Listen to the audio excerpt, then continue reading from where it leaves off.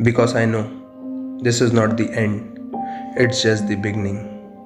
मैंने 8th standard third attempt में पास किया क्योंकि मैं back to back 8th standard में 2 साल फेल हो चुका हूँ अलजेब्रा और ज्योमेट्री की वजह से।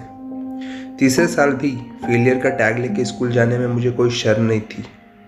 उस हिम्मत का सिर्फ एक ही रीज़न था, because I know this is not the end, it's just the beginning. Early age में अपने फादर के गुजर जाने के बाद भी अपनी पढ़ाई कैसे करूँगा, अपनी अम्मी, छोटे भाई, अपने घर को कैसे संभालूंगा, इस बात की कभी मुझे फिक्र नहीं थी। Because I know this is not the end, it's just the beginning.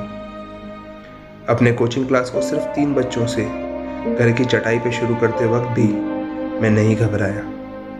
Because I no it's not the end, it's just the beginning.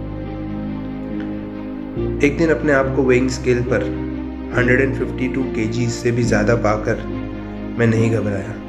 Because I know this is not the end, it's just the beginning. अपने day by day और year after year successful coaching classes के offline system को lockdown के चलते एक झटके में online system में बदलने में मैं ज़रा भी नहीं घबराया।